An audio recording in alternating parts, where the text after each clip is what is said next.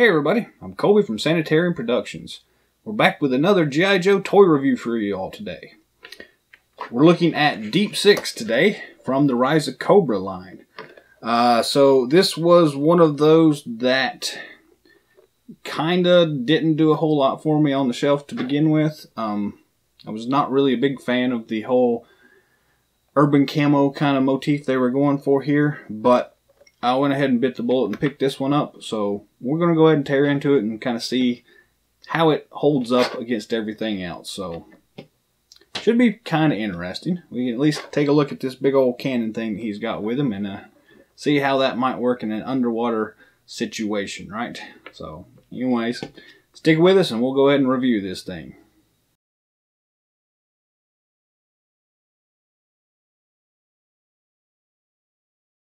Deep Six, the Combat Diver. Traditional Rise of Cobra packaging here. It's got some really nice artwork over here on the side, as all of these do. Not sure how well I like the camo scheme he's got going on here, but whatever.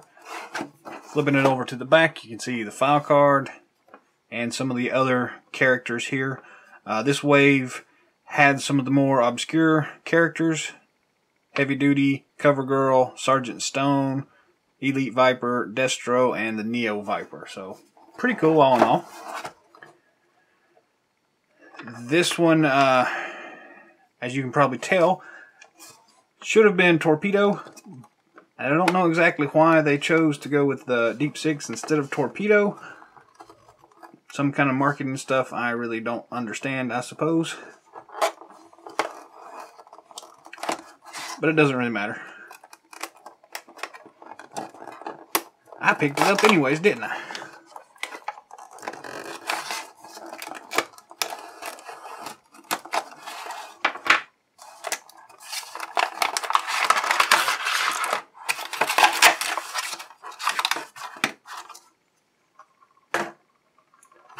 So let's start out here with the insert. See what we got. We have the accelerator suit Duke still. And unfortunately kind of glued together, so it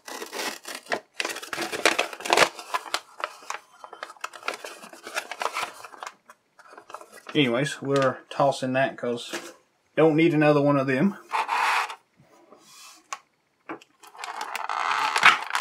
Go ahead and pull Deep Six out. He's got some rubber bands on his arms here I'm going to go ahead and pull off.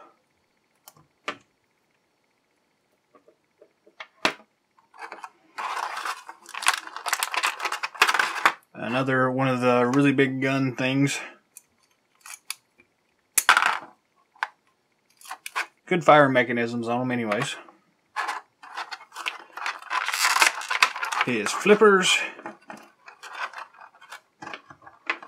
They've got his backpack strapped in here with another bungee cord thing.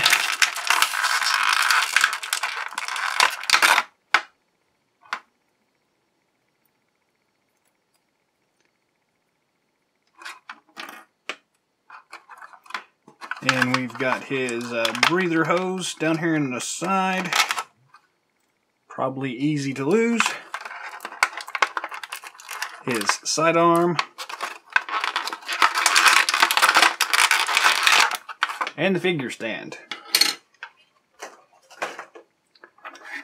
All in all,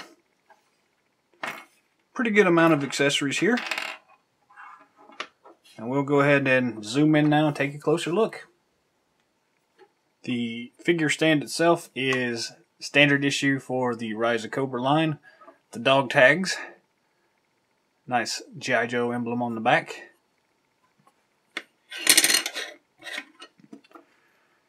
The big cannon here has some nice detail work on it, and again has a pretty good firing mechanism on it. Again, I'm not really fond of these things, but we have it nonetheless. Accessory wise, we have his harpoon gun. Not a lot of detail on it. but just enough. We have his flippers here. They are a bendy plastic here, so you don't have to worry about it.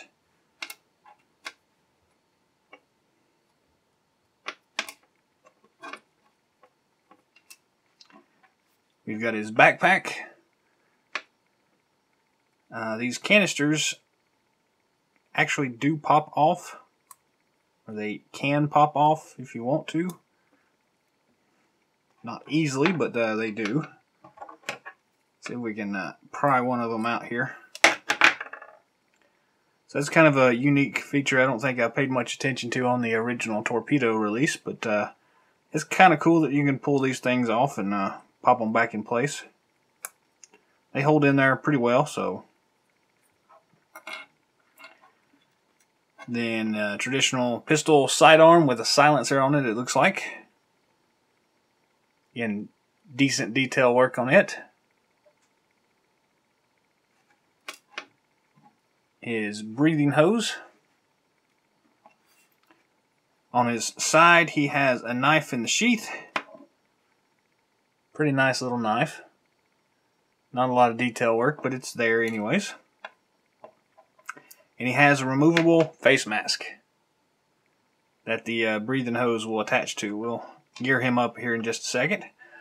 Taking a look at the figure itself, overall, it is pretty much the same sculpt as the earlier issues of Torpedo, so no new surprises here. Basically just a new camo paint scheme. And out of the package, it actually does work pretty well here, so I'm kind of impressed with it. It didn't look like much on the package itself, or in the package, but, you know, out now, yeah, it works pretty well, actually. Standard articulation here, 360-degree rotation of the head. Standard ball swivel joints at the arms, the shoulders. Same thing for the elbow joint. And standard swivel joints for the wrist. The waist itself has the full articulation and ab rocker feature. Standard T-hook at the waist, or the hips. Double knee joint. And swivel and rocker at the ankle. So all the standard articulation points we were looking for. So it works. He's got some nice detail work going on in his costume. He's painted his belts and the buckles a nice silver color. He's got a couple extra little things on his shoulder up here. And on the back, some of these attachment points. I'm not a diver, so I don't know what all of those are for. But it's nice that they took the time to paint them that nice shiny silver color. So, cool. Go ahead and gear him up. His face mask fits on there very nicely, very secure. His backpack fits in his back fairly easily. It's nice and secure too, so it's not going to slip off or anything. Then the little hose attaches to the hole in the back of his tank. You may have to turn it slightly to the side to get it to go in the first time. Or you can attach it without it being on his head or his back. Then the other piece just, well, we're going to do this a different way here. Let's pop it off of him and attach it this way. So we plug in the hose in the back first. And we plug the other end of the hose into this hole here on the front of his mask.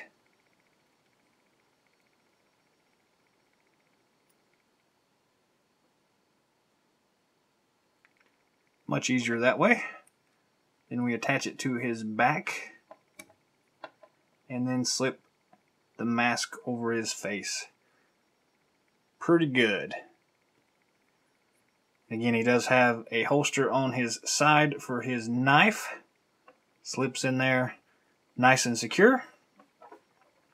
On his other leg, he does have another holster for his pistol, which I always appreciate. This particular one has a little bit of a problem actually fitting the gun in here. It looks like the hole at the bottom is not quite big enough for this extended barrel here.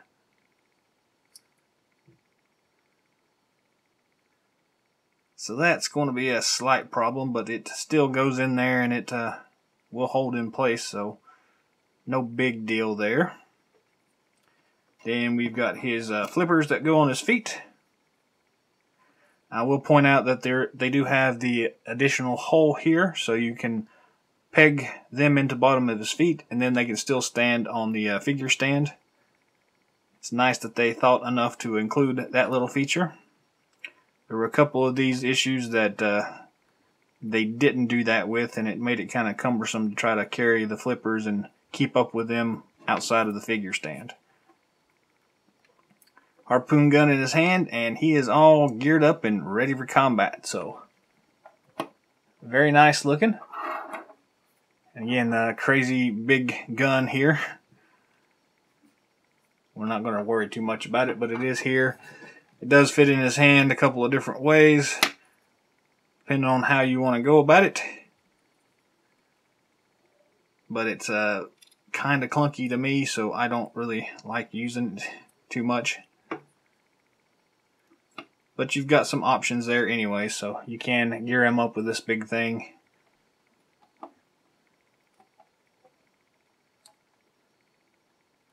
I will note that the cannon itself has really soft plastic for the handles. You can see I'm wiggling around here. So just be wary of that. After extended play, those things may pop off pretty easily. But they do what they need to, so yeah. I'm actually pretty impressed with this figure. Again, it's a Deep 6, not Torpedo, but in my mind it's Torpedo. But still, it's a really cool looking figure. The camo works a lot better than I thought it was going to. And all in all, it's a solid figure. So yeah, pretty cool.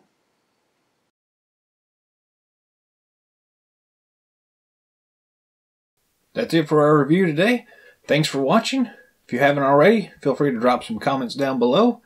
Subscribe to our channel, like us, feel free to share it with others if you think it's worth sharing. Till next time, Yo Joe.